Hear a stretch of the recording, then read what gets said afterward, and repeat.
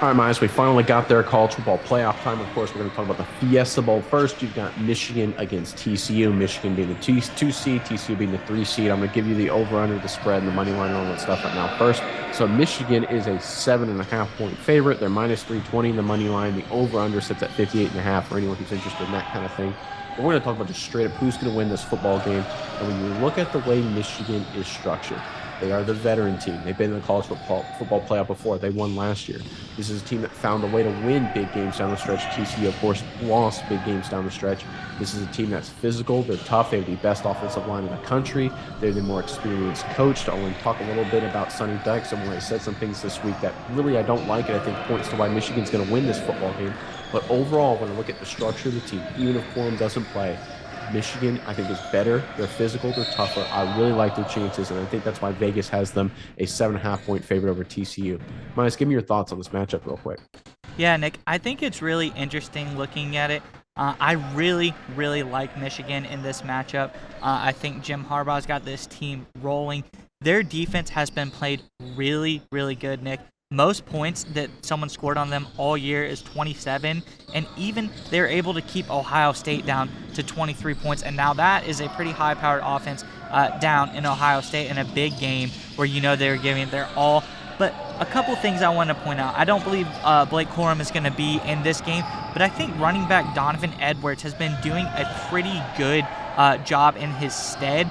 In the 3 games where Edwards is the highest rusher, he averaged 173 yards, 216 yards, and 185 yards. So he seems to be a pretty solid rusher. And another thing I like about this Michigan team, Nick, in the receiver position, not one guy stands out as being their top pass catcher, because if you go through every game, their highest receiver, I'm going to just read the names for you. You got Wilson, Bell, Shoemaker, Johnson, Edwards, Loveland. These are all different guys who are their leading receivers in the game. They seem to be able to spread the ball out and get all of these different guys involved in the game.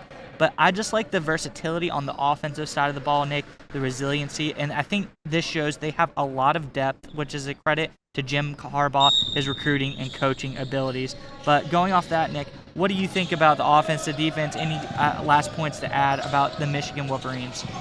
So I think the big thing for this game is that TCU, everyone knows that they rely on the big play. They're one of the few teams in the country that is solely dependent on the big play. Of course, Quentin Johnson is an outstanding wide receiver. I think he's going to be a great NFL player. But Michigan's done a great job defending the pass, and specifically the big play all year. Michigan only gives up 192 passing yards per game. Outstanding defensively. That's unbelievably good, especially in this era of college football. But if you go back to the Ohio State game, because frankly, I think Ohio State is better at quarterback and receiver than TCU is. Michigan did a pretty good job against the big play, right? Marvin Harrison Jr. only had one catch. Well, he had more than one catch, but only had one big play catch, a 42-yard catch. Igbukah had a 44-yard catch as well. Other than that, Ohio State was pretty limited in a lot of its big plays offensively. TCU relies on getting 3, 4, 5, 6 of those kind of plays a game just to keep pace in a lot of these games against close and good competition. And the fact that Michigan only surrendered 2 of those kind of plays against Ohio State, who again I think is better at TCU in that regard, is a great sign for Michigan going forward. And one thing you can't undersell, and I think this is important, is the mentality of the head coach. I think Harbaugh has done a much better job building a resilient, both mentally and physically tough football team up in Ann Arbor. I think Sonny Dykes this week coming out and criticizing other programs for playing Division I AA, now called FCS teams late in the season. It kind of surprised me considering TCU earlier this year when Alabama went to Texas to play Texas.